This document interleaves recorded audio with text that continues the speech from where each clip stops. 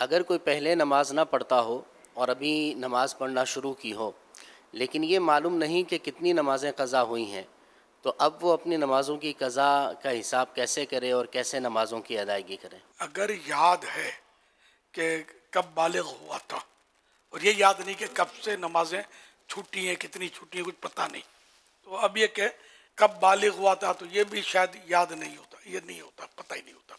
تو اگر نہیں ہے یاد تو وہ لڑکا 12 سال سے لے کر 15 سال کے درمیان بالغ ہوتا ہے، آثار بلوغ ظاہر ہوتے ہیں، اور لڑکی 9 سے لے کر 15 سال کے درمیان بالغہ ہوتی ہے. اب اگر اس کو یہی نہیں پتا کہ کب بالغہ ہوئی، کب اس کے آثار یا شرائط پائے گئے کہ یہ بالغہ ہو گئی، تو اب نماز کا حساب لگانا ہے تو پتہ ہی نہیں کب بالغ ہوئی، تو احتیاط یہ ہے کہ 12 سال سے لڑکا، 9 سال سے لڑکی، یہ حساب لگائے نمازوں کا. فرضوں اور وطر کی قضا کرنی ہے. فجر کی 2، ظہر، عصر و عشاء کی 4 فرض، مغرب کی 3، اور عشاء کے فرض کے ساتھ 3 وطر بھی قضا کرنے ہیں. تو یوں یہ کل رکعتیں بنتی ہیں 20 ہے نا روز کی، تو یہ قضا کرنی ہے. اور اب اس وقت عمر کتنی یہ حساب لگا لیں، یا کب سے آپ نے شروع کی، اس سے پہلے جتنی بھی نمازیں بنتی ہیں یہ سب قضا. اور جتنی جلدی لوگ یہ سمجھتے ہیں کہ ہر نماز کے بعد ایک قضا کر لے، یہ نہیں ہے، بلکہ واجب ہے کہ جتنا جلدی وہ سب اپنا یہ بوجھ اتارے اپنے سر سے، قضا ادا کر دے، جلدی جلدی قضا کرے.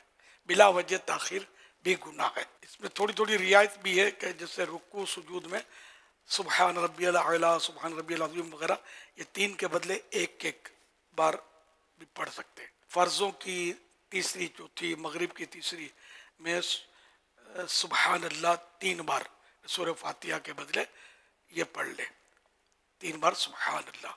اور التحیاتوں کے بعد اللہم صلی علی محمد کہہ لے اور سلام پھیر لے.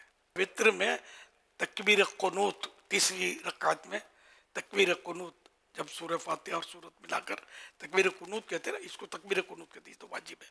تو یہ اللہ اکبر کہہ کر اب دعائے قنوت جو ہے اس کی جگہ یہ پڑھ لے اللہم اغفر لی، یا 3 بار یہ کہہ لے اللہم اغفر لی. اور اب اسی طرح رکوع سجود وغیرہ. تو یہ تھوڑی تھوڑی تخفیف بھی بیان کی ہوئی ہے.